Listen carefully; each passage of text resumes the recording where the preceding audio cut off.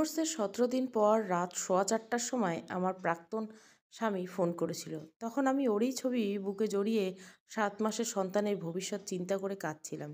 এত রাতে হঠাৎ তার ফোন কল পেয়ে আমি চমকে উঠলাম। ফোনে তখনও সেই প্রিয় মানুষটার তার নাম্বার সেভ করা ছিল। মন না চাইলেও ইতস্তত করে যেন কল রিসিভ করলাম। সঙ্গে সঙ্গে ওপাশ থেকে সে আর্তনাদ কাতরে বলল, আমি তোমাকে ডিভোর্স দিতে চাইনি অনিন্দিতা। গোপন ফন্দি ও মমতাশূন্য পরিস্থিতি আমাকে বাধ্য করেছে। আমার সন্তান ও তোমাকে নিয়ে খুব সুন্দরভাবে আমি বাঁচতে চেয়েছিলাম। সে শ্বাস অবধি যেতে চেয়েছিলাম, কিন্তু বিধাতা হয়তো এমনটা চাননি। ভাঙ্গা গলায় এত রাতে ফোন করে এসব তুমি কি বলছো ইমতিয়াজ? তোমার কোনো কথাই আমার বোধগম্য হচ্ছে না। তুমি আমাকে কেন ফোন করেছো? কি বলতে চাইছো? আর কখনো আমাকে ফোন করবে না। তোমার সাথে সব সম্পর্ক আমার শেষ হয়ে গেছে। আমি জানি তুমি এখনো আমাদের ডিভোর্সটা মানতে পারছো না। এমনকি এত রাতে আমার ছবি বুকে জড়িয়ে তুমি কাঁদছো। কিছু সত্য তোমাকে মেনে নিতেই হবে। আর কিছু সত্য তোমাকে খুঁজে বের করতে হবে। আজ তোমাকে অনেক কিছু বলার ছিল আমার, কিন্তু সে পর্যন্ত আয়ুষ্কাল আমার হাতে নেই। অলরেডি আমার শরীর কাঁপুনি শুরু হয়ে গেছে অনিন্দিতা। আমার ভেতরটা ঝলসে যাচ্ছে। শ্বাস প্রশ্বাস বন্ধ হয়ে আসছে। আমাকে তুমি ক্ষমা করে দিও। তোমাকে দেওয়া কোনো কথার প্রতিশ্রুতি আমি রাখতে পারলাম না। যদি কাল শীতের সকালে তুমি শুনতে পাও আমার লাশটা খাটিয়ে উঠেছে, দয়া করে তুমি কাফন জড়ানো লাশটাকে দেখতে এসো। এখানে কখনো এসো না। শেষবেলায় তোমাকে একটু না দেখার মানসিক আর্তি আমার রয়েই গেল। তারপর ওপাশ থেকে আর কোনো আওয়াজ আসে নাই, কল কাটেনি। এভাবে আধা ঘন্টা পরে আমি ফোনটা কেটে দিই। সেদিন রাতে আমি আর চোখের পাতা বন্ধ করিনি। বাকি রাতটা অশ্রু নয়নে ভিজিয়ে পার হয়েছিল আমার। পরের দিন সকালে বাড়িতে পুলিশ আসে। তাদের কাছে থেকে জানতে পারলাম ইমতিয়াজ মারা গেছে। সকালে নিজের রুমে নাকি ওর লাশ পাওয়া গেছে। যা শুনে আমি স্তব্ধ হয়ে গেলাম। বুকের ভেতর ছ্যাদ করে উঠলো, চোখ থেকে পানি বের হয়ে গেল। মুখ চেপে কোনো রূপে কান্না আটকে রেখেছিলাম। অতঃপর নিজেকে যথাসম্ভব নৈসর্গিক করে বললাম, সে কি করে মারা গেছে? পুলিশ অফিসার প্লাবন সাথে সাথে জবাব দিল, দেখে তো মনে হয় বিষ খেয়েছে। পোস্টমর্টমের জন্য লাশ পাঠানো হয়েছে। পোস্টমর্টম হওয়ার পর রিপোর্ট হলেই সব খুঁটিনাটি জানা যাবে। শেষ আপনার সাথে ইমতিয়াজ ইসলামের কথা হয়েছিল, যদিও বা অত রাতে। তার ডিভোর্সের 17 দিন পর আপনাদের মাঝে ঠিক কী নিয়ে কথা হয়েছিল? তাছাড়া আরও বিভিন্ন বিষয় জানার জন্যই আমাদের এখানে আসা। প্রত্যুত্তরে সব বললাম। এরপরেও তারা আমায় বিভিন্নভাবে জেরা করলো। নৃশংসভাবে সব প্রশ্নের জবাব দিলাম। তারপর ওনারা চলে যায়। সাথে সাথে আমি আমার রুমে চলে এসে ভেতর থেকে দরজা বন্ধ করে বোবা কান্নায় ভেঙে পড়ি। এরপর প্রায় 1 সপ্তাহ পর জানতে পারলাম পোস্টমর্টমের পর ইমতিয়াজের লাশ আজ বাড়িতে আনা হয়েছে। দুপুর 12টার সময় বাবাকে বললাম, জোহরের নামাজের পর ইমতিয়াজকে কবর দেওয়া হবে। আমি ওকে শেষবারের জন্য একবার দেখতে চাই। বাবা এতে নারাজ হলো। সঙ্গে সঙ্গে রাগান্বিত গলায় বলে উঠল, তুমি ওখানে কিছুতে যাবি না অনিন্দিতা। ওর সাথে তোর কোনো সম্পর্ক নেই। যা ছিল সব শেষ হয়ে গেছে। কোন অধিকারে তুমি যাবি তুই? কিছু না বলে চুপচাপ নিজের রুমে চলে আসলাম। আলমারি থেকে কালো রঙের একটা বোরখা বের করলাম। অজান্তে কয়েক ফোঁটা চোখ থেকে পানি পড়ে গেল। বিবাহবার্ষিকীতে ইমতিয়াজের দেওয়া উপহার ছিল এটা। খুব পছন্দের বোরখা। অতঃপর কাজের মেয়েটাকে ডেকে বললাম, আমি বেরোচ্ছি। আমার ছেলে অমিত এখনো ঘুমাচ্ছে। আমি না ফেরা পর্যন্ত ওকে দেখে রেখো। আর ঘুম ভেঙে গেলে সামলে নিও। বিলম্ব করো না। অতি শীঘ্রই চলে আসবো। বাড়ি থেকে হওয়ার আগে বাবা জিজ্ঞাসা করছিল, কোথায় যাচ্ছ? কিছু বলিনি। চুপচাপ বেরিয়ে আসছিলাম। কিছু আঁচ করতে পেরে বাবা আটকানোর চেষ্টা করেনি, কিন্তু কোনো লাভ হয়নি। রাস্তায় কোনো জঞ্জাট না থাকলেও সর্বোচ্চ 30 মিনিট সময় লাগবে ইমতিয়াজদের বাড়ি যেতে। কিন্তু ঠিক 30 মিনিট সময় লাগলো। একতলা বিশিষ্ট বাড়ি। ঢের পরে পা রাখলাম। শহরা অঞ্চলে এই বাড়িটা করার সময় ইমতিয়াজকে কত যে কাঠখড় পোড়াতে হয়েছিল, ওর জীবনের সংগ্রামের কথা আমার অজানা নয়। কত শত মানুষের ভিড় তো থাকবে। লাশের খানিকটা দূরে ছেলে হারানো মায়ের আর্তনাদ, যা আমার বুকের ভিতর পীড়া যাতনাকে আরও বাড়িয়ে দিচ্ছিল। আমি বেশিক্ষণ সেখানে থাকতে পারিনি। শেষবার ওর ফ্যাকাশে মুখটা দেখেই চলে আসলাম। বাড়ি আসার মাত্রই সবার ক্রোধ আক্রোশের সম্মুখে পড়তে হলো। সবার মুখে একই প্রশ্ন। কাউকে কিছু না বলে আমি কোথায় গিয়েছিলাম? ভাবি তো বলেই ফেলে, বেহায় মেয়ে, লাশ শরমহীন। নিশ্চয় বোরখা পরা প্রাক্তন স্বামীর লাশ দেখতে গিয়েছিল। আমি কারো কোনো রূপ প্রশ্নের জবাব দেয়নি। সোজাসাপটা নিজের রুমে চলে আসি। কাজের মেয়েটার কোলে অমিত কাঁদছিল তখন। অমিতকে কোলে নিয়ে কাজের মেয়েটাকে যেতে বললাম। মায়ের কোল আসতে অমিতের কান্না মুহূর্তেই থেমে যায়। আমার তখনও কিছু স্বপ্নের মতো লাগছিল। মনে হচ্ছিল এখনও আমি গভীর ঘুমিয়ে আছি। একটু পরে আমার ঘুম ভেঙে যাবে আর আমি চোখ মেলে দেখব ইমতিয়াজের বুকে মাথা রেখে শুয়ে আছি। সে আমাকে শক্ত করে জড়িয়ে ধরে আছে। পারিবারিকভাবে আমাদের বিয়ে হয়। যদিও শুরুতে ইমতিয়াজের সাথে আমার ঠিকমতো মন মালিন্য হচ্ছিল না, কিন্তু যবে থেকে আমি ওকে বুঝতে শিখেছি, উপলব্ধি করতে পারি, তখন থেকে ওর সব কিছুই মায়া পড়ে যাই আমি। ওকে আমি খুব ভালোবাসি, খুব ভালোবাসি। আমাদের একে অপরের প্রতি ভালোবাসা, প্রত্যয় ও সংসার সব কিছু খুব ভালোভাবে চলছিল। যখন আমাদের কোল আলো করে আমাদের সন্তান পৃথিবীতে ভূমিষ্ঠ হলো, তার কিছুদিন পরে আমি ইমতিয়াজের মধ্যে অস্বাভাবিক পরিবর্তন লক্ষ্য করলাম। ওর আচার-আচরণ সব কিছু পাল্টে যেতে থাকলো। শান্তশিষ্ট স্বভাবের ইমতিয়াজ আমি দিনে দিন রাগান্বিত, খিটখিটে মেজাজের হতে দেখি। তারপর হঠাৎ একদিন হুট করে অফিস থেকে এসে সে আমায় ডিভোর্সের কথা বললে। ভেবেছিলাম মজা করে বলেছে, তাই একদম অবাক হয়নি, কিন্তু বাকরুদ্ধ হয়ে গেছিলাম তখন, যখন ইমতিয়াজ আমার গায়ে হাত তুলে। এত বছর সংসার জীবনে ইমতিয়াজ কখনো আমার গায়ে হাত উঠায়নি। সেদিন ছিল প্রথম। ডিভোর্স চলাকালীন আমি আমার বাবার বাড়িতেই ছিলাম। ডিভোর্সটা আটকানোর কতই না চেষ্টা করেছিলাম, সব চেষ্টায় বৃথা যায়। এমনকি ইমতিয়াজের মাও ওর বিপক্ষে ছিল। উনিও কখনো চাননি আমাদের ডিভোর্স হোক। ছেলেকে কত বোঝালেন, কত চেষ্টা করলেন, তবুও কোনো লাভ হয়নি। আমি এখনও সঠিক কোনো কারণ খুঁজে পেলাম না ও কেন আমাকে ডিভোর্স দিল। যতবার জিজ্ঞাসা করছি, ততবার ডিভোর্স দিচ্ছ, ততবার কোনো জবাব পাইনি। অন্য কোনো মেয়ের সাথে কোনোরূপ সম্পর্কও ছিল না। পরিশেষে আমার সাথে সে থাকতে চায় না, মানিয়ে নিতে পারছে না, এবং বিভিন্ন অজুহাত, অযুক্তিকর কথাবার্তা দাঁড় করিয়ে আমাদের ডিভোর্স হয়। রেস্টুরেন্টের ডান দিকে জানালার পাশে টেবিলে বসে উপরোক্ত কথাগুলো বলেই এবার থামলো অনিন্দিতা। টেবিলের অপর প্রান্তে লাচ্ছি খেতে ব্যস্ত এহসানুল সরকার। এতক্ষণ যাবৎ এতগুলো গুরুত্বপূর্ণ কথা বলার পরেও এহসানুল সরকার স্বাভাবিকভাবে লাচ্ছি খাচ্ছে দেখে অনিন্দিতা বেশ অবাক হলো। পরক্ষণে আবার বলে উঠল, আপনি আমার বলা সব কথাগুলো শুনেছেন তো? মৃদু স্বরে এহসানুল সরকার জবাব দিলেন, হ্যাঁ। আপনাকে দেখে তো মনে হচ্ছে না আমার আপনি এতক্ষণ যাবৎ আমার বলা সব কথায় মনোযোগ সহকারে শুনছেন। প্রথমে সবাই এমনই মনে করে। আপনি কি আর কিছু বলবেন? হ্যাঁ, বলুন। পোস্টমর্টম থেকে রিপোর্ট থেকে পুলিশ বলেছে ইমতিয়াজের মৃত্যু বিষক্রিয়া হয়েছে। বিষ খেয়েছে ১৩ ঘন্টা আগে, মৃত্যু হয় শেষ রাতে। বিষটা নাকি এমনই। আমাদের দেশে সহ পাশের অনেক দেশে সচরাচর পাওয়া যায়। বিভিন্ন মানসিক চাপে ভুগছিল বিধায় ইমতিয়াজ বিষ খেয়ে আত্মহত্যা করতে চেয়েছিল বলে ৩ মাস পর কেসটা বন্ধ করে দেওয়া হয়। কিন্তু আমার বিশ্বাস ইমতিয়াজ আর যাই করুক আত্মহত্যা করতে পারে না। তাছাড়া হুট করে ইমতিয়াজ পাল্টে যাওয়া, আমাদের ডিভোর্স, তারপর শেষ রাতে ইমতিয়াজের ফোন করা, এরপর অস্বাভাবিক মৃত্যু, এসব কিছুর পিছনে নিশ্চয়ই কোনো না কোনো বড় কারণ আছে আমার মনে হয়। আর সে কি, সেই কারণটা আপনাকে খুঁজে বের করতে হবে। জানেন, শান্তিতে ঘুমাতেও পারি না আমি। শেষ ফোন কলে ইমতিয়াজের বলা সেই কথাগুলো শুধু আমার কানে ভাসে। রোজ রাতে ঘুম ভেঙে যায়। চিৎকার করে কাঁদতে পারি না, মুখ চেপে বোবা কান্না করতে হয়। আমার দূরের বান্ধবী শান্তা, অর্থাৎ আপনার চাচাতো ভাইয়ের স্ত্রী, ওর মাধ্যমে আপনার সাথে আজ দেখা করার সুযোগ পেলাম। এর আগে আপনার নাম শুধু শুনেছি, আপনাকে কখনো দেখা হয়নি। আমি আশা করছি আমাকে আপনি সাহায্য করবেন। ডিভোর্সের পরে প্রাক্তন স্বামীর প্রতি এত ভালোবাসা প্রথম দেখলাম। আমি আপনাকে সাহায্য করব, বিষয়টা শেষ পর্যন্ত ঘেঁটে দেখব। তবে আমার কিছু শর্ত আছে। কী শর্ত? আপনি আমার সাথে দেখা করেছেন, আমার সাথে কথা বলেছেন। আমি আপনাকে সাহায্য করব, বিষয়টা ঘেঁটে দেখব। এসব যেন আর কেউ না জানে। কেউ জানবে না। কোনো কিছু বলবেন না। আপনার পরিবার, আত্মীয়স্বজন, কাছের লোক কেউ না। নিশ্চিন্তে থাকতে পারেন, এমন কিছু বলতে চেয়েছিলাম। আপনি এখন যেতে পারেন। আর যাওয়ার সময় যদি এমন মনে হয় কেউ আপনার পিছু নিচ্ছে, পিছু আসছে, বা কেউ কিছু জিজ্ঞাসা করে, তাহলে কিছু বলবেন না। পাত্তা দিবেন না, চুপচাপ চলে যাবেন। আর শনিবার, ঠিক ৭ দিন পর শনিবার একই টাইমে একই রেস্টুরেন্টে ডান দিকের এই একই টেবিলে একই সিটে বসে আমি আপনার জন্য অপেক্ষা করব। আর কিছু বলল না অনিন্দিতা। উঠে দাঁড়ালো, আসি বলে যেতে চলে গেল। ইয়াসমিন সরকার ওয়েটারকে ডেকে আরেকটা লস্যি দিতে লাগলো। সঙ্গে সঙ্গে ওয়েটার লস্যি দিয়ে গেল। পূর্বের ন্যায় ইয়াসমিন সরকার আবার লস্যি খেতে ব্যস্ত হয়ে পড়ল। তবে এবার তার মুখে গম্ভীর একটা ভাব দেখা গেল। বাড়িতে আসার পরপর অনিন্দিতা আগে তার ছেলেকে কোলে নিয়ে আদর করতে লাগলো। কিছু সময় পর অনিন্দিতার রুমে তার মা, বাবা, ভাইয়া, ভাবি সবাই আসলো। সবাই একত্রে রুমে দেখে অনিন্দিতা একটু অবাক হলো। কর্কশ গলায় অনিন্দিতার ভাই বলে উঠল, তুই দিন দিন এত নিচে কি করে নামছিস? তোর গয়না লাগতো? তোর ভাবিকে বলতি, নির্দ্বিধায় দিয়ে দিত। চুরি করার কি দরকার ছিল? টাকা প্রয়োজন হয়েছিল বাবাকে বা আমাকে বলতি। তোর ভাবির গহনা বেচার কি দরকার ছিল? আচমকা নিজের ভাইয়ের মুখ থেকে এমন কথা শোনা মাত্র আঁতকে উঠল অনিন্দিতা। অবাক আশ্চর্যের শেষ সীমানায় পৌঁছে অনিন্দিতার সাথে সাথে জবাব দিল, ছি, এসব কি বলছো ভাইয়া? আমি কেন ভাবির গহনা চুরি করতে যাব? নিশ্চয় তোমার মাথা খারাপ হয়ে গেছে।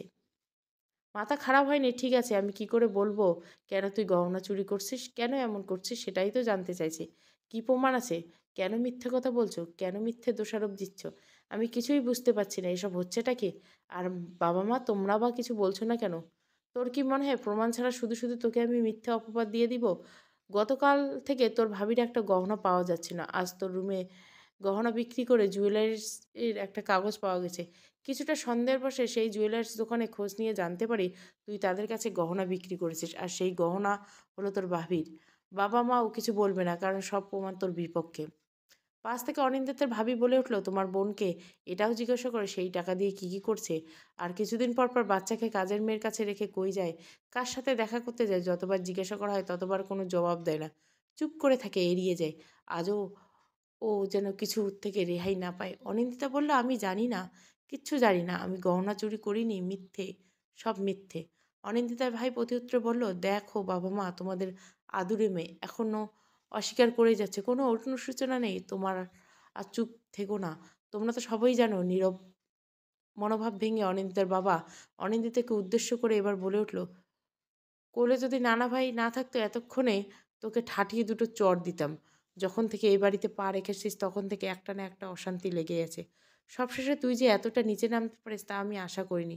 কিছু বলবো না, কিছু জিজ্ঞাসা করবো না, কেন গহনা চুরি করছিস জানতে চাবো না, সেই টাকা দিয়ে কি করছিস তাওরও কৈফিয়ত চাবো না। শুধু একটা কথা বলবো, যত দ্রুত সম্ভব এ বাড়ি ছেড়ে তুই যেখানে খুশি সেখানে চলে যা। কথাগুলো বলে অনিন্দিতার বাবা রেগে হনহন করে চলে গেল। অনিন্দিতাকে কিছু বলার সুযোগ দিলেন না। মাকে কিছু বলতে গিয়েও বলতে পারলেন না। অনিন্দিতার মা অনিন্দিতার থেকে মুখ ঘুরিয়ে চলে যায়। শেষে অনিন্দিতার ভাইয়া ভাবি আর কিছু না বলে রুম থেকে বেরিয়ে গেল। যাওয়ার আগে অনিন্দিতার দিকে তার ভাবি কেমন যেন এক অদ্ভুত দৃষ্টিতে তাকায়। মাথায় হাত দিয়ে বিছানায় বসে পড়ে। এদিকে অমিতও কান্না জুড়ে দিয়েছে। অমিতকে কোনো রকম সামলে নিল অনিন্দিতা। হুট করে কি থেকে কি হয়ে গেল কিছুই বুঝতে পারছে না অনিন্দিতা। অনিন্দিতার জীবন আজ পর্যন্ত অস্বাভাবিক জায়গা কিছু ঘটেছে, সব কিছু হুট করে। হুট করে কোনো কিছু এখনো পর্যন্ত অনিন্দিতা মেনে নিতে পারেনি। সে তো এমন কিছু করেনি। তাহলে কি করে তার রুমে গহনা বিক্রি করার কাগজটা গেল? মাথা ঝিমঝিম করছে অনিন্দিতা, কিছু ভেবে পাচ্ছে না সে। পদে পদে এক একজনের এক এক রকম কথা শুনে আজ 4টা দিন কেটে গেল। রাত 2টোর দিকে অনিন্দিতার ফোন বেজে উঠল। ইয়াসিনুল সরকার ফোন করেছে। সাথে সাথে ফোন রিসিভ করে অনিন্দিতা বলল, কি ব্যাপার, আপনি এত রাতে ফোন করলেন? কি কিছু জানতে পেরেছেন? তীক্ষ্ণ গলায় ইয়াসিনুল সরকার বললেন, আপনি আমার কাছ থেকে অনেক কিছু লুকিয়েছেন যেটা উচিত হয়নি। আপনার যে আগে বয়ফ্রেন্ড ছিল সেটা কেন জানাননি? এমনকি বিয়ের পরে আপনি ওর সাথে 5বার দেখা করছেন। চমকে ওঠে অনিন্দিতা। আমতা আমতা করে কিছু বলতে যাবে, তার আগেই ইয়াসিনুল সরকার আবার বলে উঠল, আপনার সেই বয়ফ্রেন্ড কিছুক্ষণ আগে খুন হয়েছে।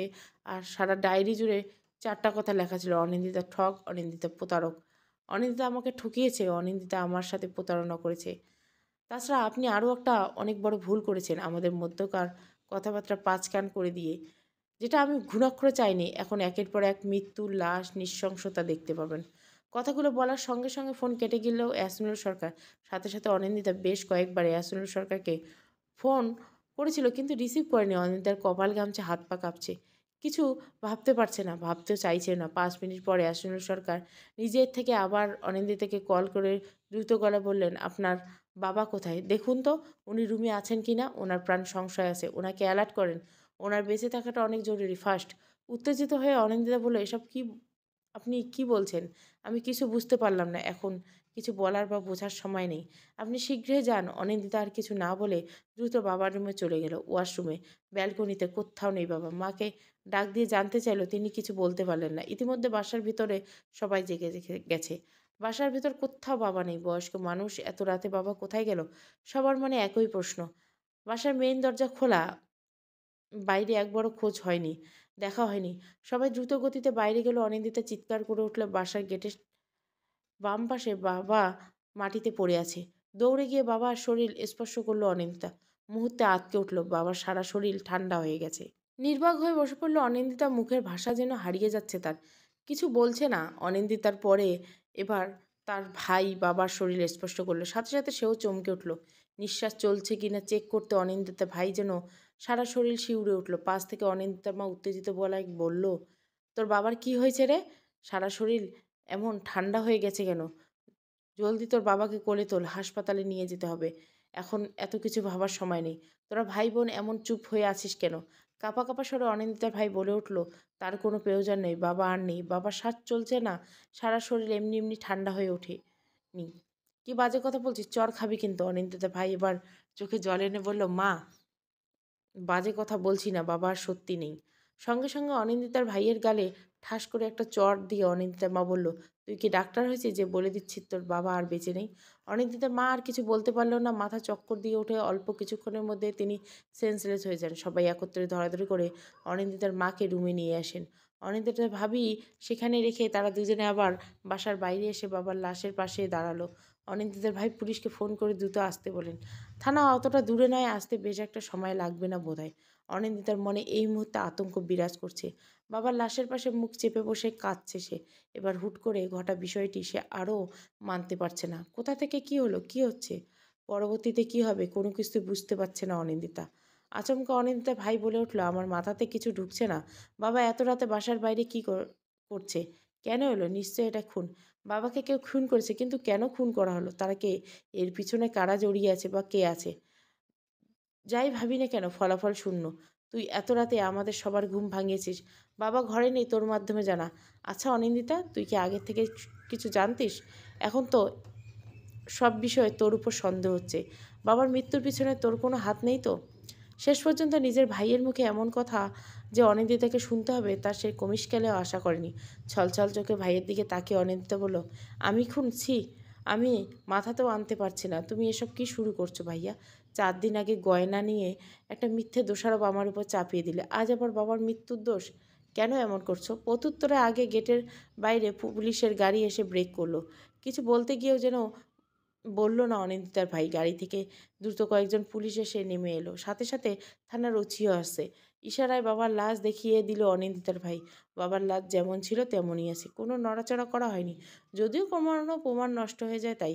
কয়েকজন আশেপাশে কিছু খুঁজে বেড়াচ্ছে আর কয়েকজন লাশটাকে ভালো করে দেখছে। আশেপাশে তেমন কিছু পাওয়া গেল না, তবে লাশের নিচে একটা খাম পাওয়া গেল। কালো রঙের খাম, যেটা লাশের নিচে পড়েছিল। খামটা এখনও খোলা হয়নি। ভেতরে কি আছে সেটাও কারো জানা নেই। খামটা হাতে নিয়ে থানার ওসি অনিন্দিতার ভাইকে জিজ্ঞাসা করলো, গলায় দাগ, শরীরে আর কোথাও কোনোরূপ চিহ্ন নেই। মনে হচ্ছে শ্বাসরোধভাবে খুন করা হয়েছে। তবে এত রাতে আপনার বাবা এখানে কি করছিল? কিছু কি জানেন? আমি আর আমার স্ত্রী ঘুমাচ্ছিলাম। এত রাতে মা ও বোনের চিৎকার চেঁচামেচি শুনে আমরা দুজনেই ঘুম ভেঙে যায়। পরে জানতে পারলাম বাবা বাসায় নেই। সারা বাড়ি তন্ন তন্ন করে খুঁজে বাবাকে কোথাও পাওয়া গেল না। এদিকে বাসার মেইন দরজাটাও খোলা ছিল, বাইরে একবারও খোঁজা হয়নি। বাইরে আসা মাত্র গেটের পাশে বাবাকে সবাই এভাবে মাটিতে পড়ে থাকতে দেখি। কাউকে সন্দেহ হয়? হ্যাঁ হয়, অবশ্য সেটা আমার বোনকে। আমি আমার বোন অনিন্দিতাকে সন্দেহ করি। ওকে আপনারা নিয়ে গিয়ে জিজ্ঞাসা করতে পারেন। ভাইয়ের মুখে এমন কথা শুনে অনিন্দিতার চোখ দুটো বড় বড় হয়ে গেল। কিছু বলতে যাবে, তার আগেই কেউ একজন ভেতরে প্রবেশ করতে গম্ভীর গলা বলে উঠল, জিজ্ঞাসাবাদ তো আপনাকে করা উচিত। গলার স্বরটা ইয়াসুনাল সরকারের। ইয়াসুনুল সরকারকে দেখে অনিন্দিতা একটু সংকোচমুক্ত হলো।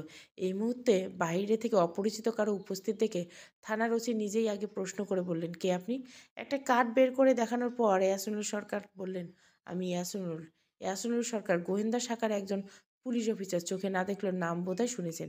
অনেকটা অবাক হয়ে থানার ওসি গলার স্বর কণ্ঠ নরম করে বললেন, আপনি? শুনবো না কেন, অবশ্যই আপনার নাম শুনেছি, কিন্তু আপনি এই মুহূর্তে? এত কিছু বলতে চাইছি না। অনিন্দিতার বাবার প্রাণ সংশয় আছে, সেটা আমি এত রাতে ফোন করে ওকে জানিয়েছি। তা উনি কি বেঁচে আছেন? না। লাশের আশেপাশে কোনো কিছু পাওয়া যাচ্ছে? হাতে থাকা কালো রঙের খামটা এগিয়ে দিলেন থানার ওসি। এই খামটা ছাড়া আর কিছু পাওয়া যায়নি। দ্রুত ওসির হাত থেকে ইয়াসিনুর সরকার খামটা নিলেন, পূর্ব পরিচিত খাম।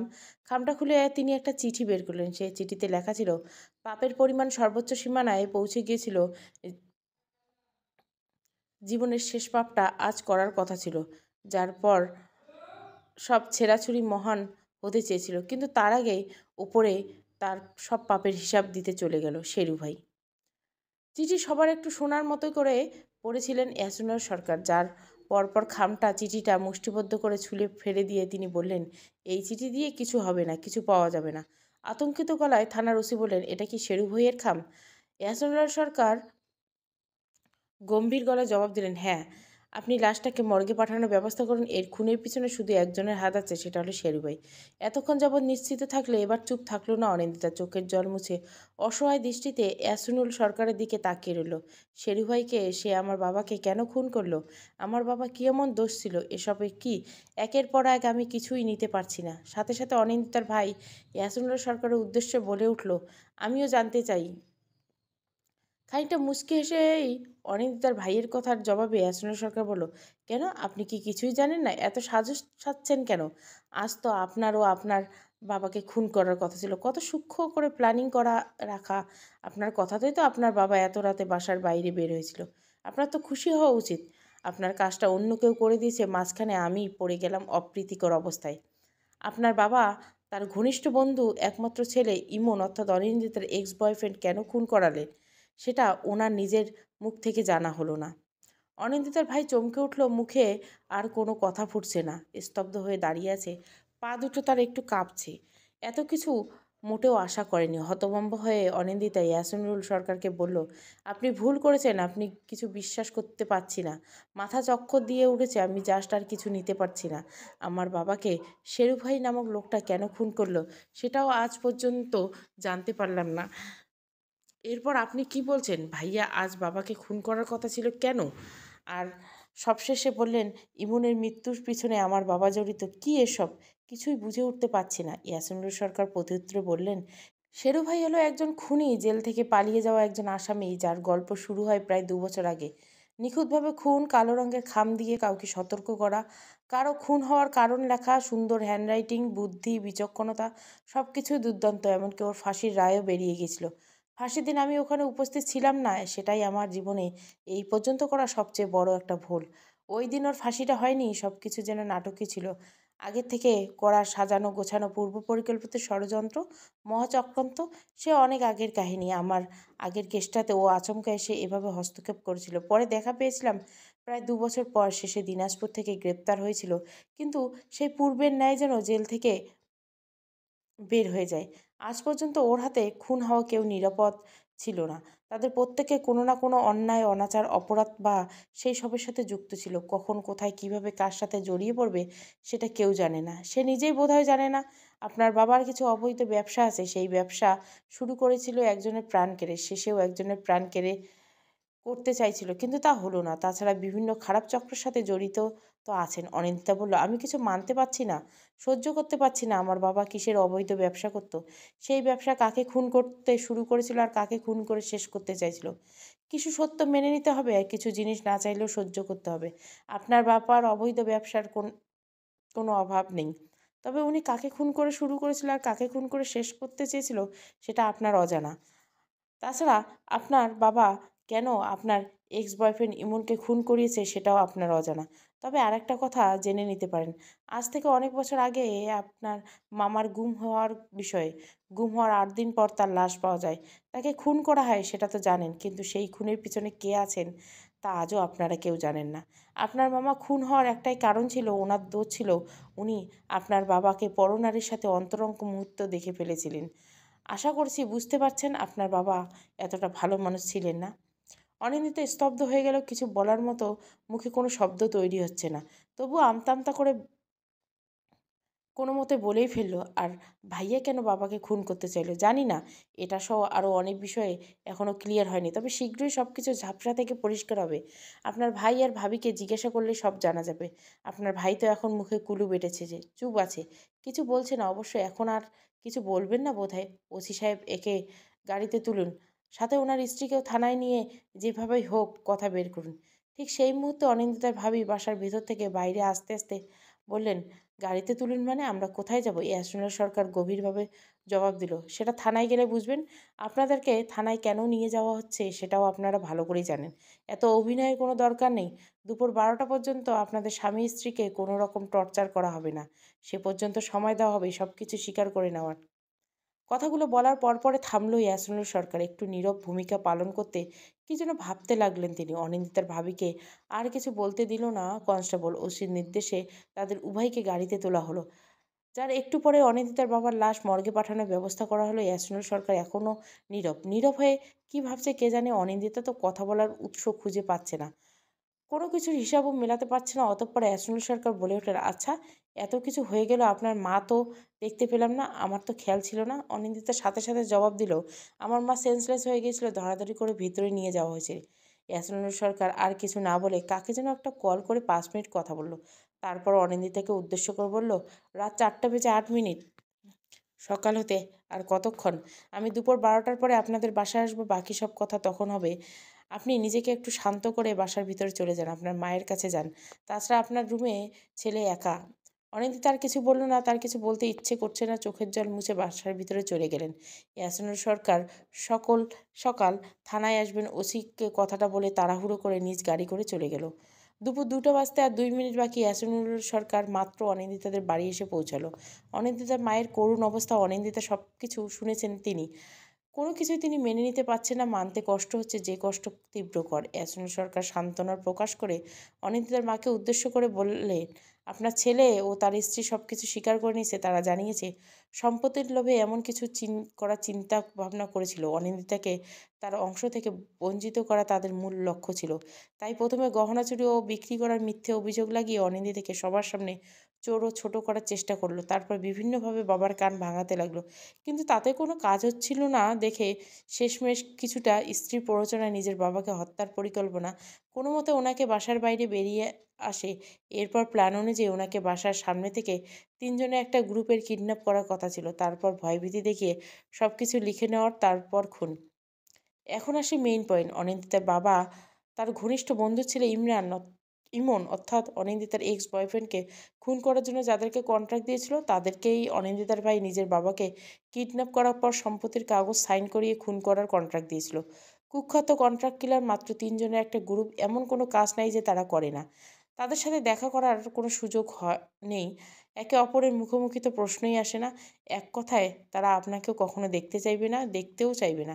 আপনি তাদের কখনো দেখাতেও পারবেন না, এমনকি ভাবে তাদের কাজকর্ম চলে আসছিল। যেহেতু দুটো কন্ট্রাক্ট একই দিনে, তাই একই দিনে তারা দুটো কাজ একসাথে শেষ করতে চেয়েছিল। ইমরানকে খুন করার পর অনিন্দিতার বাবাকে কিডন্যাপ করার কথা ছিল তাদের, কিন্তু দুর্ভাগ্যবশত তারা আমার কবলে পড়ে যায়। আমি বাড়িতেই নিজ বাড়িতে ইমনকে খুন করার পর চলে যাওয়ার সময় ধরা পড়ে। অনিন্দিতার বয়ফ্রেন্ড আছে জেনে অত রাতে আমি ইমনদের বাড়ি গিয়েছিলাম কিছু জিজ্ঞাসা করার জন্য। অনিন্দিতা যদি আগের থেকে আমাকে জানাতো যে তার আগে একজন বয়ফ্রেন্ড ছিল, তাহলে আমার নির্ঘুম রাতে বিরেতে এত ছোটাছুটি বোধ হয় করতে হতো না। অনেক আগেই অনেক কিছু জেনে যেতাম। গতকাল রাত 2টোর সময় অনিন্দিতাকে ফোন করে ইমনের ব্যাপারে বেশ কিছু কথা বলার পর সাথে সাথে কলটা কেটে দিয়েছিলাম। সব কিছুর পরে কেন যেন আমি সংকোচমুক্ত না হতে পারে 5 মিনিট পর আবার কল করে অনিন্দিতাকে বলেছিলাম তার বাবার প্রাণ সংশয় আছে। দুজনের মধ্যে অন্ততপক্ষে একজন বেঁচে থাকলে না জানা অনেকের প্রশ্নের উত্তর পেতাম, অনেক রহস্যের সমাধান পেতাম।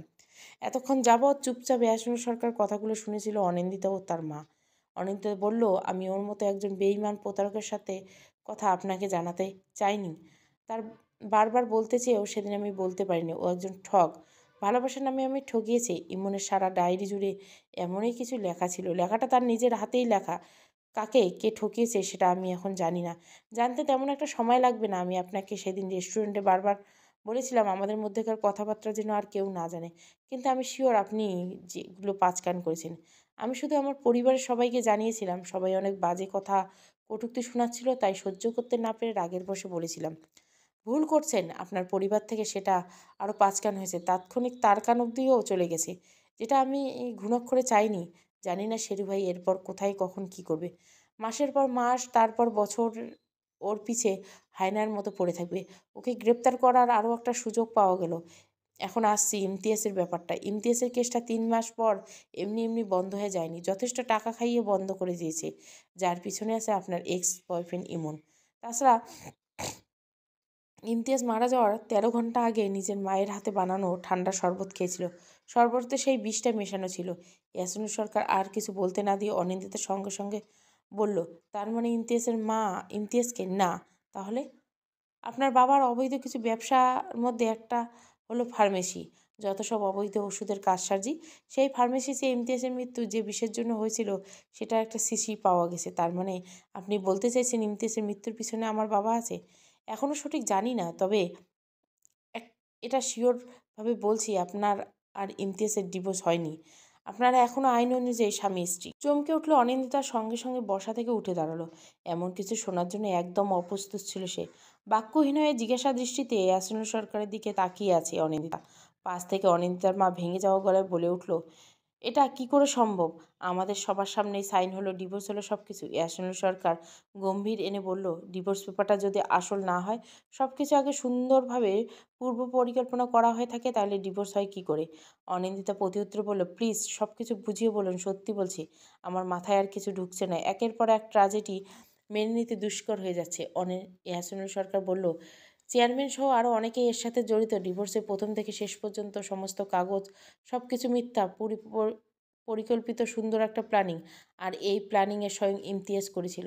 অনিন্দিতা আবার চমকে উঠল, কি কি বলছেন এসব? কিন্তু কেন, কিসের জন্য এই প্ল্যানিং? এসব করার কারণ ঠিক কী? যেটুকু জেনেছি সেটুকু আপাতত জানলাম, এর বেশি কিছু না। এখন আমাকে ইমনের ব্যাপারে কিছু বলুন। ইমন আপনাকে কিভাবে ঠকালো? ওর সাথে আপনার রিলেশন কেন ভাঙলো? অনিন্দিতা বলল, ওর নাম শুনলে আমার সারা গা ঘিন ঘিন করে। ইমনকে আমি ঘৃণা করি, অনেক ঘৃণা করি। আমার ভালোবাসা নিয়ে খেলেছে, আমার আবেগ অনুভূতি সব কিছু নিয়ে খেলেছে। আমার সাথে রিলেশন চলাকালীন ইমনের সাথে আরও একটি মেয়ের সম্পর্ক ছিল, যাকে ইমন গোপনে বিয়ে করে। তার উপর মেয়েটা ছিল প্রেগনেন্ট। মেয়েটা প্রেগনেন্ট হওয়ার পরে ইমন ওকে বিয়ে করেছিল। এটা নিয়ে পরে অনেক ঝামেলা হয়। এই সূত্র ধরে ইমনের বাবার সাথে আমার বাবার বন্ধুত্ব নষ্ট হয়ে যায়। ইয়াসিনুল সরকার বললেন, আপনার ভাইয়া ভাবিও এমন কিছু বলেছিল? তারপরে আপনার নিজের মুখ থেকে একবার জানতে ইচ্ছে করলো, তাই জিজ্ঞাসা করা। অনিন্দিতার মা এতক্ষণ যেন নীরব ভূমিকা পালন করে চুপচাপ কপালে হাত দিয়ে কথাগুলো শুনছিলেন। নীরবতা মনোভাব ভেঙে তিনি বলে উঠলেন, আমার মেয়ে যা বলেছে সব সত্য। ওই ছেলেটার চরিত্র ভালো ছিল না। অনিন্দিতার সঙ্গে বিয়ের কথাবার্তা চলাকালীন সময়ে ওর কুকর্ম ফাঁস হয়ে যায়। ইয়াসিনুল সরকার কিছু বললেন না। গম্ভীর হয়ে কি যেন ভাবতে লাগলেন। অনিন্দিতার মা খানিকটা সময় চুপ থেকে সঙ্গে সঙ্গে আবারও বলে উঠলেন, আচ্ছা, অনিন্দিতার বাবার যে অবৈধ ব্যবসা ছিল, তা কি আমার ছেলে বা বউ জানতো? অনিন্দিতার মায়ের কথার প্রত্যুত্তরে ইয়াসিনুল সরকার বললেন, না, তারা সম্পত্তির মাধ্যমে সীমাবদ্ধ ছিল। লোভ বড়ই মারাত্মক একটা জিনিস। এছাড়া এখন অনিন্দিতার বাবা ও তার ভাইয়ের রুম সার্চ করা অনেক প্রয়োজন। আমাকে তাদের রুমগুলো দেখিয়ে দিন। অনিন্দিতা বলল, আপনি আমার সাথে চলুন, আমি রুমগুলো দেখিয়ে দিচ্ছি। ইয়াসিনুল সরকার অনিন্দিতার পিছু পিছু গেল। সর্বপ্রথম অনিন্দিতার ভাইয়ের রুমটা ভালো করে চেক করলো। সেখানে সন্দেহজনক কিছু পাওয়া গেল না। এরপর অনিন্দিতার বাবার রুমে এলেন। সারা রুমের এদিক ওদিক যে করার পর এখানে তেমন কিছু পেলেন না। শেষমেশ এক প্রকার হতাশ হয়ে রুম থেকে বেরিয়ে যাওয়ার সময় কি যেন মনে করে তিনি একবার অনিন্দিতার বাবার বালিশের কভারের ভেতর চেক করলেন। সেখানে একটা কালো রঙের খাম পাওয়া গেল। অযথা সময় নষ্ট না করে দ্রুত খাম খুলে বের করার পর মনে মনে পড়তে লাগলেন। চিঠি লেখা ছিল, কিছু কিছু মানুষকে জানিয়ে আর কিছু কিছু মানুষকে না জানাতে দিয়ে উপরে জবাবদিহিতার জন্য পাঠাতে আমার ভীষণ ভালো লাগে। আপনার পাপের হিসাব করা হয়েছে, লিস্ট করা হচ্ছে, জানিয়ে রাখলাম। যদি আপনি কখনো গুম হয়ে যান বা খুন হন, তাহলে এর পিছনে এ যাবৎ আপনার করা সমস্ত কুকর্মগুলোই একমাত্র দায়ী থাকবে। শেরু ভাই পাশ থেকে অনিন্দিতা বলে উঠল, এটা কি সেই খাম? চিঠিতে কি লেখা আছে? অ্যাসুলার প্রত্যুত্তরে বলল, হ্যাঁ, এটা সেই খাম। নিচে ছোট্ট করে একটা তারিখ লেখা ছিল। খামটা 1 মাস আগের। চিঠিটা পড়ে আমি যা বুঝতে পারলাম, অনেক আগের থেকে আপনার বাবা শেরু ভাইয়ের টার্গেট ছিল। এই জন্য বোধহয় 1 মাস আগে বাবাকে অনেক ভয়ভীতি ও চিন্তিত দেখাচ্ছিল। পূর্বের ন্যায় চিঠিটা ভাঁজ করে কালো রঙের খামের ভিতরে রেখে ইয়াসিনুল সরকার বললেন, আজ তাহলে আসি। যেতে হবে, যে কোনো প্রয়োজনে আমি আবার আসব। এখনও অনেক কিছুর সমাধান হয়নি, খোঁজাখুঁজি করতে হবে, সব কিছু জট খুলতে হবে। তার মধ্যে আপনার বাবা কাকে খুন করে অবৈধ ব্যবসা শুরু করে, আর কাকেই বা খুন করে সব কিছু শেষ করতে চাইছিলেন? ইমন আপনার বাবাকে কেন খুন করালো? ইমনকে কেন টাকা খাইয়ে ইমতিয়াজের কেসটা বন্ধ করে দিয়েছিল? সবশেষে ইমতিয়াজের মৃত্যুর আসল রহস্য কী? আর কেনই বা ডিভোর্সের একটা সুন্দর নাটক সাজানো? আরও অনেক কিছু। কথাগুলো বলার পর ইয়াসিনুল সরকার এক মুহূর্ত দাঁড়ালেন না, সোজাসাপটা অনিন্দিতাদের বাসা থেকে বের হয়ে আসলো। এখনও অনেক রহস্যের সমাধান খোঁজার বাকি। আজ 27 দিন চলে গেল, এখনও ইয়াসিনুল সরকার বাকি 4টা রহস্যের কোনো সমাধান খুঁজে পেলেন না। এখনও সেই স্থানে সকল বিষয়ে তিনি শূন্য ছাড়া আর কিছু পায়নি। কেটে গেল আরও বেশ কয়েকটা দিন। প্রায় পাগল বেশে যেন এদিক সেদিক ঘুরে বেড়াচ্ছিলেন তিনি। অতঃপর 1 মাস 17 দিন পর সব কিছুর উত্তর খুঁজে পেলেন। সব রহস্যের সমাধান পেলেন। নির্ঘুম রাত বিরেতে এখানে সেখানে ছোটাছুটি সহ অনেক কিছুর উপর ওনার বৃথা যায়নি। এই মুহূর্তে অনিন্দিতার বাসায় সিঙ্গেল একটি সোফায় বসে আছেন ইয়াসিনুল সরকার। সামনে ৩ সিটের সোফায় সবকিছু ও জানার অধীর আগ্রহে অনিন্দিতা ও তার বসে আছেন। ৫ মিনিট হলো উনি এসেছেন। নীরবতা ভেঙে ইয়াসিনুল সরকার বললেন, অনিন্দিতার বাবা তার অবৈধ ব্যবসা অনিন্দিতার মামাকে খুন করে শুরু করেছিল।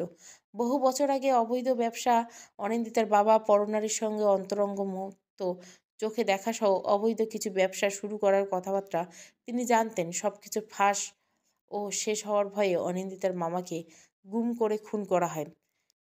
শেষটা অনিন্দিতার মা অর্থাৎ আপনাকে দিয়েই করতে চেয়েছিল। ওনার মৃত্যুর ৩ দিন আগে উনি মাঝরাতে ব্যালকনিতে দাঁড়িয়ে নিজের অনেক গোপনীয় কথাবার্তা কারো সঙ্গে ফোনে বলেছিলেন। সে মুহূর্তে পিছন থেকে আপনি ওনার কাঁধ স্পর্শ করেন। ঘুম ভাঙার পর ওনাকে দেখতে না পেয়ে তখন ব্যালকনিতে গিয়েছিলেন। সেদিন অনিন্দিতার বাবা সুন্দরভাবে সবকিছু ম্যানেজ করে নিলেও পরে আপনার অল্প কিছু কার্যকলাপ ওনার মনে সন্দেহের সৃষ্টি হয়। ওনার মনে হচ্ছিল সেদিন রাত্রে আপনি সবকিছু জানতে পেরেছেন। সবকিছু জেনে আপনি অভিনয় করছেন। অথচ আপনি কিছুই জানতেন না। এ বয়সে জেলে যেতে চাননি। গেলে নিশ্চিত ফাঁসি। তাই সামান্য সন্দেহের বশে তিনি সেদিন আপনার খুনের ব্যবস্থা করে রেখেছিলেন। অনিন্দিতা বলল, তাহলে ইমনকে বাবা কেন কন্ট্রাক্ট কিলার দ্বারা খুন করালো? এহসানুল সরকার অনিন্দিতার প্রশ্নের জবাবে বলল, ইমনকে খুন করার একটাই কারণ ছিল। ইমন জানতো আপনার বাবার ফার্মেসিতে নামের অবৈধ সব কারসাজি আসে। এমনকি এটা নিয়ে আপনার বাবাকে ইমন ব্ল্যাকমেল পর্যন্ত করেছিল। সর্বশেষে ওই দিন অনিন্দিতার বাবার সব কিছু ইতি টানার কথা ছিল, কিন্তু সাথে সাথে ওনার ইতি যে হবে সেটা উনি বোধহয় কল্পনাও করেননি। অনিন্দিতার মা বলল, অনিন্দিতার বাবার সম্পর্কে আমি আর কিছু শুনতে চাই না। ঘৃণা জন্মে গেছে। তুমি ইমতিয়াজের ব্যাপারটা একটু ক্লিয়ার করে বলো তো। ইয়াসিনুল সরকার বলল, ফেঁসে যাওয়ার ভয়ে ইমতিয়াজের কেসটা টাকা খাইয়ে ইমন জোরপূর্বক কোনোভাবেই বন্ধ করিয়েছিল। অবশ্য ইমনকে দিয়ে এটা এক প্রকার করানো হয়েছিল। ইমতিয়াজ যে অফিসে চাকরি করত সেই অফিসের বস একজন মেয়ে, তবে বিধবা। ৩ বছর আগে ওনার স্বামী মারা যায়। পরে আর বিয়ে করেননি। শুরুর থেকে ইমতিয়াজের উপর ওনার নজর ছিল। সুদর্শন পুরুষ হওয়ায় ইমতিয়াজের প্রতি উনি প্রথমে একটু আকৃষ্ট হয়েছিলেন। এরপর ধীরে ধীরে আরও আকৃষ্ট হতে থাকেন। একসময় ইমতিয়াজকে ভালোবেসে ফেলে। যদিও এটাকে ভালোবাসা বলা যায় কি না জানি না। ইমতিয়াজ বিবাহিত। ইমতিয়াজ এর স্ত্রী অন্তঃসত্ত্বা। কিছুদিন পর বাচ্চা আসবে সব কিছু জানা সত্ত্বেও ইমতিয়াজকে বেশ কয়েকবার বিয়ের প্রস্তাব সহ অনেক কুপ্রস্তাব দিয়েছিল। তবে ইমতিয়াজ ভালো মনের মানুষ, কিছুটা সরল মনের। নিজের স্ত্রীর প্রতি তার অফুরন্ত ভালোবাসা। রাবেয়া চৌধুরী কোনো প্রস্তাবে সে রাজি হয়নি। একদিন অফিসে ছুটি হওয়ার পরে বিভিন্ন কাজের অজুহাত দিয়ে ইমতিয়াজকে আটকে রাখা হয়। সেদিনই মনে মনে চাকরি ছেড়ে দেওয়ার সিদ্ধান্ত নিল সে, কিন্তু আর হলো না। সেদিন ছল করে ইমতিয়াজকে নেশাজাতীয় কিছু খাইয়ে তারপর নিজের সাথে অন্তরঙ্গ ভিডিও ও কিছু ফোনে ছবি ধারণ করে পরবর্তীতে ইমতিয়াজকে ব্ল্যাকমেল করা। তাই মন চাইলেও তার চাকরিটা ছাড়তে পারল না ইমতিয়াজ। কিন্তু তারপরে রাবেয়া চৌধুরী সম্পূর্ণ হাতের মুঠোয় যেন কিছুই আসছিল না ইমতিয়াজ। ইমতিয়াজকে নিজের করে পাওয়ার প্রবল লালসা, শেষমেশ শীর্ষ এক কন্ট্রাক্ট কিলার দ্বারা অনিন্দিতা ও তার সন্তান উভয়কে খুন করা ভয় ও হুমকি ধমকি রাবেয়া চৌধুরী অনেক কাজে লেগে যায়। ধীরে ধীরে ইমতিয়াজ সব দিক থেকে অদৃশ্য শিকলে বাধা পড়ে যায়। রাবেয়া চৌধুরী সম্পূর্ণ হাতের মুঠোয় চলে আসে।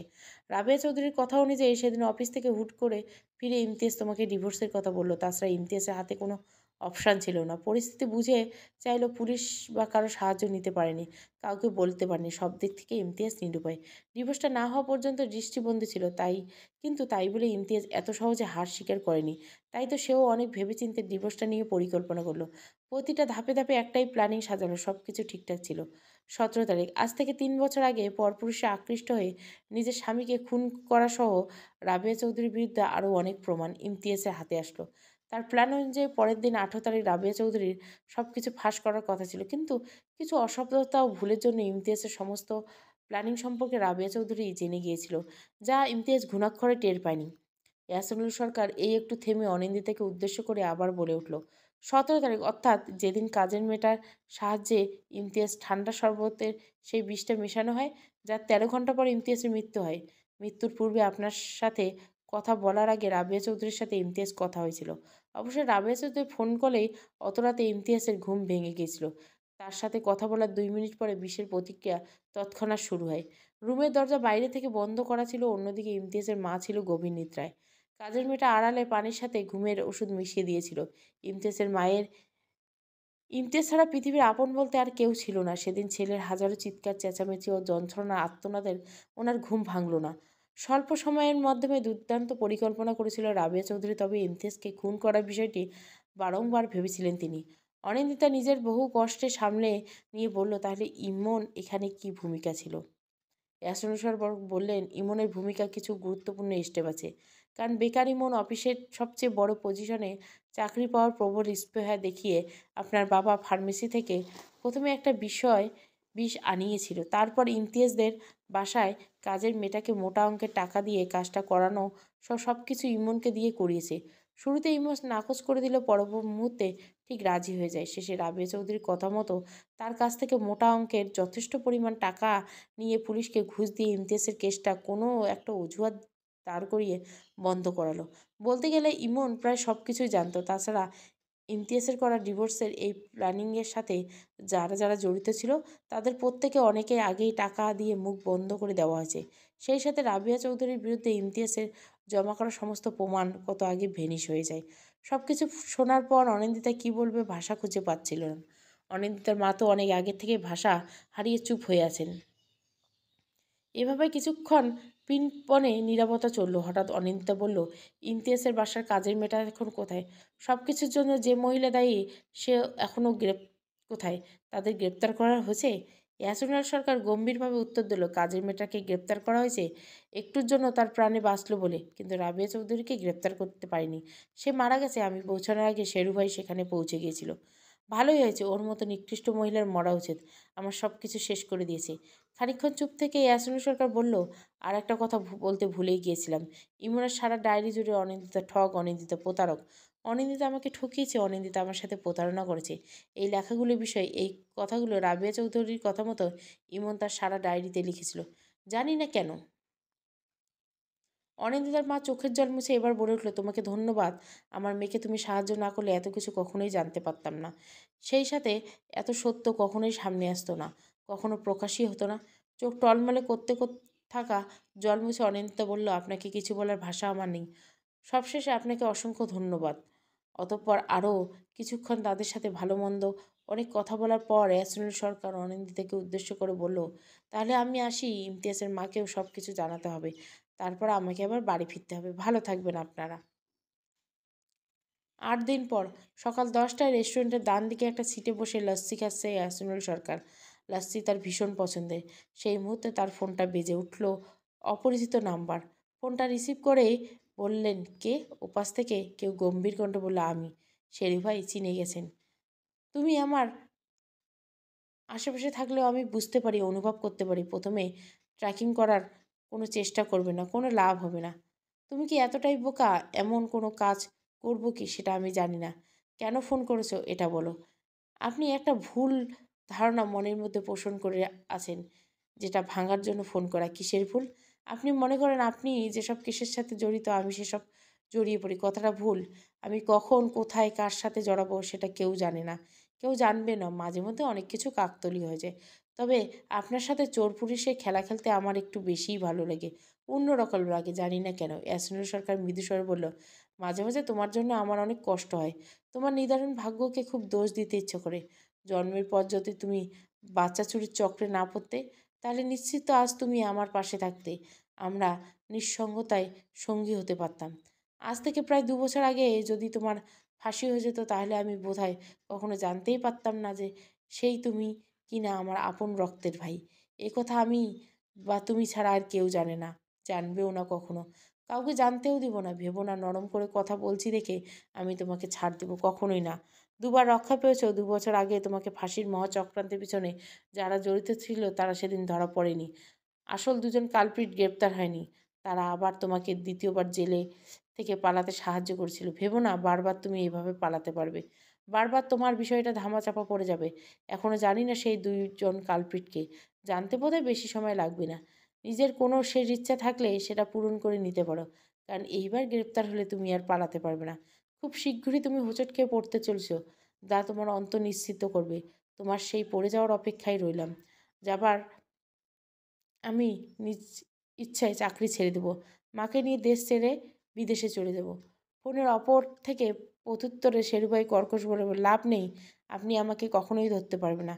আপনার চাকরি চলে যাবে, ততদিনে বুড়ো হয়ে যাবেন, আপনি অবসরে চলে যাবেন, আপনার সব কিছু থেমে যাবে। কিন্তু আমি বুড়ো হলে আমার কোনো অবসর নেই, আমার কোনো কাজকর্ম থামবে না, কখনোই না। আপনার গল্প হয়তো আমি চোর, আপনি পুলিশ, কিন্তু আমার সব গল্পেই আমি ছাড়া বাকি সব সব চোর। শেরু ভাইয়ের গল্প, শেরু ভাইয়ের কাহিনী কখনো শেষ হওয়ার নয়। সমাপ্ত। গল্পটা ভালো লাগলে অবশ্যই লাইক, শেয়ার এবং সাবস্ক্রাইব করবেন। Thank you for watching.